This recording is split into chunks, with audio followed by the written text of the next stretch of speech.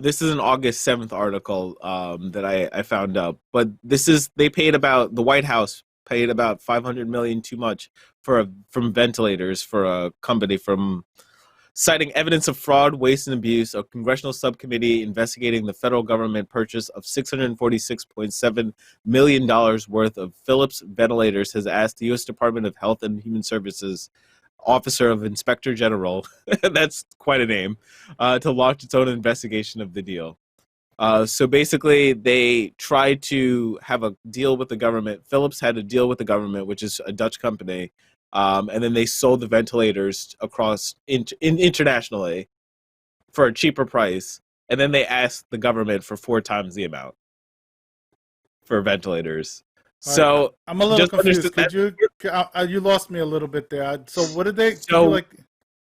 so they basically took a deal from the government in March and April, Mhm. and they did not they sent the ventilators out internationally for a price.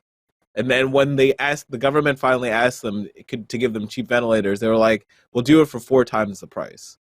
So that's about $646.7 million. So when we're talking about that coming out of the billions or millions of dollars that we should be giving people in direct payments and et cetera, that happened this is going down the pipeline of the court system. I'm sorry, I'm trying to read it at the same time. But these were low cost ventilators, and it's to save people, and that wasn't our priority as a government. So we have to remember that that's not how capitalism works. Capitalism is always to make as much profit first. Yep. Yep. Yep. Unbelievable, man. So you ready for the transition? The transition is the confidence in the vaccine. Some hope, and some negative in the confidence in the vaccine. It rose to about 60% confidence in research, in the process itself. Did you get those? Yes, awesome. Thank you. Yeah, falling behind. Like some of these articles that you're reading, I can't find. I think you're reading other things. But go ahead. Here we go. Yeah, I jumped ahead too, but you got it. So while public intent to get vaccine and confidence in the vaccine development process are up, there's considerable awareness about being among the first to get a vaccine. Sorry. 62% of the public. Oh, you got it. I 62. switched it. Sorry about that. Sorry. You got it. So 62% of the public says that they would be uncomfortable doing this. Just 37% would be comfortable. The new national survey by Pew Research Center, conducted November 18th to 29th among 12,648 U.S. adults, finds that amid a rising number of COVID-19 cases in the U.S., the public outlooks for the country has darkened. 71% say that they think the worst of the outbreak is still to come, and up to 59% from June. So Those we people were right. I'm legitimately just gonna say. good. And actually, yes. Hey, thank you, April. Thank you. Do you see that? Can you go down? There's one more graph there that is the one that is the most interesting to me. It's a little bit further down. It's at 71%. It's a little bit further than that, I guess. These? That one. Yeah, it's this one. So just the differences in what people believe is already interesting. If you look, Black people, unfortunately, only have 42% trust in the vaccine. And I actually think that's high, given the history of our healthcare in this country, right? I mean, there's no reason to, dive into all of the reasons that the Black community would have this mistrust. But I mean, it's valid, It's also interesting that women are lower, which is, I would not have seen that coming. But it seems to be, I mean, age is an obvious thing, because if you're older, you're going to most likely want the vaccine, or that's just makes sense to me. But yes, there seems to be these gaps in certain groups of people. I always wonder where they come from. I understand where the Black community might be coming from, but it does worry me. It worries me significantly, because I think there are some cultural influences from people that dissuade them from taking the vaccine. And there was going to be an article about how hip hop culture right now seems to be falling into that hole. Um, I I don't know how I feel about it. I feel that these people are artists and they're actually being more the artist head. They're not thinking even from just being black. They're not understanding. Some people understand that it's affecting their community, and a lot of them see it as their intellectual curiosities coming outwards in their artistic expression. So they're not necessarily thinking about how it affects large groups of people. Yeah. What about what was it? Fred the Godson died from it. You would think, you know what I mean? Some of these rappers would be like, well, Fred died, maybe, but no, of course not. Like a lot of it's like selfish thinking. I understand the fear aspect of it, but at the end of the day, it's just I don't know, man. Like nobody, a lot of people, the government has lost our trust. The media has lost our trust. There's a lot of things that have happened recently that have proven, to make it very difficult for people to want to like believe what they're saying, and like, oh, are we going to be sterilized with this, or all these crazy, things that but Oh I don't yeah, know. it's so hard to just not read what these idiots think. Like for instance, that it gives them autism and all of these. It's Yup. just pure anti-vaxxer stuff that is Oh, coming back. goodness. And yeah, I know it hurts to watch people not and also not want to observe a lockdown because they believe that it's the control of the government, which I've seen across the board. I've seen that from people who are immigrants to the country and literally are doing well in the country, or have the availability to move, can do what they want to do with their lives, um, and they're anti. Don't trust the government. Never trust the government. And I think that is kind of a toxic way to think about it because you don't think about the government as people. You don't hold them Well, accountable don't. at the same rate. Well, here's what I'll say: don't trust the government, but trust the scientists. Like Yep. this vaccine development process was held to the highest standards. There was definitely some concern, I think, before the election that the administration was putting pressure on the FDA to go ahead and approve the vaccine early because they wanted to have this win, right? And the FDA basically was like, no, we're going to wait until we know that it's safe. And so, the numbers of people, I mean, in the Pfizer vaccine trial, the phase 3 trial had like over 40,000 participants. And for Moderna, it was over 30,000. So these are huge trials. And so I see a lot of people who have this mentality of like, well, I don't want to be the guinea pig. Like, I don't want to be the first one to get it. I'm going to sit back and see what happens. But the truth is, we already had a bunch of guinea pigs, get the vaccine in the trials. And, like I said, it really is as close as you can get to a scientific miracle in terms of it's super effective, and it's really safe. I mean, the side effects are minimal. And I think, I've been a vaccine advocate for a very long time. And so it's really frustrating to hear a lot of the anti vaccine rhetoric because, in general, vaccines are one of the most, well studied, well regulated medical interventions that we have. But I think that, when you're talking about any medical intervention, but especially vaccines, it's always a risk benefit analysis, right? Like, we're never saying there's zero risk, but we're saying, what are you comparing it to? You can't compare getting a vaccine to not getting a vaccine. You have to compare getting a vaccine to getting COVID. Yep. Yep. What about Yeah. that whole Bell's palsy thing? Did you hear anything about that? Because I know there's a thing going around about the Bell's palsy stuff. Yeah, I think like 4 people or something. I mean, it was a very small sample size of people that got Bell's palsy, but also the general population gets Bell's palsy at a certain rate, right? And so I think that's the other thing that's tough to tease out is that anytime we have a trial or a study, we report all side effects that all of the participants report, whether they're related or not, because we don't know if they are. So, I think it was the Moderna vaccine where like one of the participants was like struck by lightning like a few days after they got Mm. the dose or whatever. And so like, you could report that, they I think they actually died. And so, some of this will show up in the data, but like it's clearly not related. And then we have things where it's like maybe they are, but but we don't know. And the other thing I think about vaccines that's important to say is you can't know what the long-term effects are going to be until you've been immunizing, a certain percentage of the population over time. So, I mean, yeah, it could be that there are some long-term side effects we don't know about. I don't think that's likely. But I talk to people that have COVID-19 and, 3 weeks after they first got sick, they still can't get up and walk to the kitchen for a glass of water without getting out of breath. We have people that have long-term now cardiac damage. I've read some schools actually are requiring student athletes, to get signed off by their physician before they participate in sports after they've had COVID because of the risk of damage to their heart. And so I just think, we have to look at what does it look like if you get COVID, and you may not die, but you may develop a chronic health condition that you're going to have for the rest of your life, Yep. So I'm all for the vaccine, obviously. I'm like, sign me up, whenever it's my turn.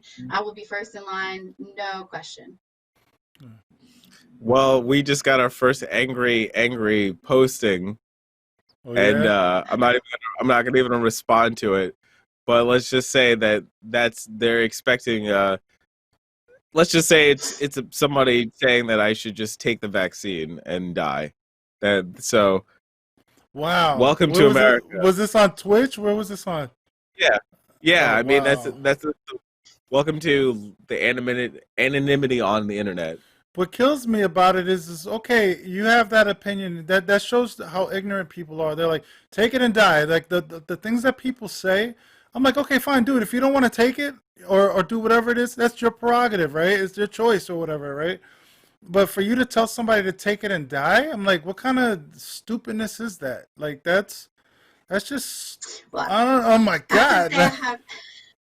I have respect for you guys like existing in this digital space all the time, because it really causes me a lot of anxiety. And I, when I spend too much time on social media, because people are so empowered to say things they would never say that to your face, I hope, right? I mean, if I'm having a conversation with someone, I'm not going to say, well, good luck with that, you're probably going to die. And probably these people wouldn't either, but because it's the internet, it's endlessly repeated that people say what they want without consequence. And I mean, these are real people. Wow. No, I mean, I'm not offended because it's great because I'm also not offended because I have no idea who this person is. So it's different than if it was a real person or somebody with some facts or whatever. If they had something that like was really like, oh look, this is completely would change your mind, and then they are like, oh well, you're ignoring me, but it's none of that. It's just literally I'm angry and I'm telling you that you're wrong. You're just wrong. So bye. So I'll just put in a plug here too, for anybody who might be looking for reputable sources of information about the vaccine. And the anti-vax crowd gets a little bit angsty about Dr. Offit, but Dr. Paul Offit is a pediatrician. He's a professor. He's done a lot of research. He actually was one of the co-inventors of one of the rotavirus vaccines. So he knows what he's talking about. And he's done several interviews that you can find online, videos that really go into detail about the vaccines, how they were developed, about their safety. And the Mayo Clinic also has like a Mythbusters section on the vaccine, like that it doesn't cause, sterilization, and it isn't made from fetal cells, and all the things. Yeah, but we're dealing with people that are like, that's still lies. I don't believe them. You know what I mean? Like that's what's scary about it. It's like you could tell some of these people, that water isn't wet, and they'll believe it. You know what I mean? Like it's just, oh my God. Well, it's hard because our brains want, conspiracy theories are so appealing to people because, your brains want to organize the world into a way that makes sense and that makes you feel like you have control. And so I think there's something that's very appealing about feeling like you know what's going on and you have this, information that maybe other people don't have. But, it falls apart pretty quickly under, thorough examination. So it's just a matter of, figuring out whether you're going to believe trusted, reliable sources or whether you're going to believe, a YouTube video or whatever it is. No offense, since this is obviously a YouTube video too, but you know what I mean. What kills me is like, I think a lot of people make a lot of their decisions, through fear-based or group mentality. You know what I mean? Like they hear their friends that they trust and feel like they're smart or whatever it is, and oh, I believe what he says. He says this, that, and whatever. And they'll ignore the scientists, or they're afraid. Like, the same thing with religion and other things. A lot of people, they find these things in life that allow them to feel some sort of comfort, but then they don't even listen to some of the stuff that they're saying, yeah, at times. And I'm like, that's, dude, like, I believe there's a God. Me personally, like, this is a little off topic, I believe that there's a God. I don't believe that a lot of people down here know anything about it or really understand like things. But at the end of the day, there's a sense of being, I guess, a moral, is that the word, moral I'm looking for, type of person, somebody with compassion towards others and other things. And some of these people that they oh, religion, this makes me a better person, and this, God's going to bring me up there because I believe this, that, and whatever. But they don't act on it. Same thing with politics and everything else. They believe all this crap that they're spewing to other people. Like how are you going to tell somebody to die off of a freaking vaccine when people are legitimately trying to help people? You know what I mean? The people Well, that are that's crazy. I yeah, understand the Robert. trust issue, but go ahead. I'm sorry. Yeah, I do want to just jump in and say I have over the years really developed a lot of empathy for people who are on the anti-vax side because it Hmm. is a fear thing, Yep. and they really are convinced that vaccines are dangerous and they really feel like they're Hmm. doing the right thing. And especially Hmm. because a lot of these folks tend to be parents, right, who were vaccinated themselves but have chosen not to vaccinate their children. And, I think it's always easier to not take the action, right? Like injecting the Hmm. vaccine is like a tangible and it feels maybe scary. Whereas if you don't get a vaccine, you don't have any immediate impact. And so I can understand why people are like, yeah, you know what, maybe not, or like, maybe I'll wait. But, all of the scare tactics from the anti-vaccine crowd, like read the package insert, if you can't pronounce the name, it's like, well, actually, probably most of the chemicals that Hmm. we encounter on a daily basis, you probably can't pronounce. It doesn't mean that it's bad. Hmm. So I think that it's tough to get through to people, but I do understand that people are operating from a place of concern. Hmm. It's just, when people cross the line to being aggressive, Yep. or, being hurtful towards another person, that's where I really have a problem. Yeah, I'm a parent too. I have a son, so like I totally relate. Like I'm not against people having fear. You know what I mean? That me personally, the fear thing I get. It's just like you said, the aggression aspect of it, or when they feel like they're so right that they want to deny everything and then convince other people to follow their lead. You know what I mean? Where I'm like, okay, dude, like you don't understand like the whole scientific aspect. You don't understand what these are things are doing to your body. You're not a scientist. You're not a medical profession. I understand the fear aspect though. I have a son. The doctor wanted to give my son like 4 different doses of different vaccine things or whatever it is, booster shots and whatever else. And personally wanted them to space it out instead of doing it all at once. You know what I mean? Like there's certain things that I feel more comfortable doing. There was times I didn't even want to give him certain things too. You know what I mean? Because I don't want my son, Mhm. like with all the autism things that they're putting out there and everything else. I'm afraid of that, but at the same time, I want to protect him. So what I had to do, Well, I had to grow the courage to do it, right? So he ended up getting his yeah. shots and everything else. I did the responsible thing. It was a fearful thing. It was a thing that I don't want my son getting sick. You know what I mean? But at the same time, what would be worse, right? If he caught some of these diseases and got sick from that, so I get it, but like that aggressive stuff's got to stop, man. Like we all, it's a community. We all have to treat each other correctly. If you want to feel a certain way, fine. Go find your little hole and live in your little hole in denial or whatever it is that you feel because you're afraid. And I'm like I said, I don't want to belittle people's things, but at the same time, that's you. You don't have to impinge your not impinge, but like force your beliefs on other people. If they want to believe it, fine. But to tell somebody to die from a vaccine, it's like people are trying not to die. And that's ridiculous. Well, Or I get their do. So family I sick. know But we're go ahead. we're probably off topic, but can I just say one more thing real quick about yeah, of course. vaccines and science in general?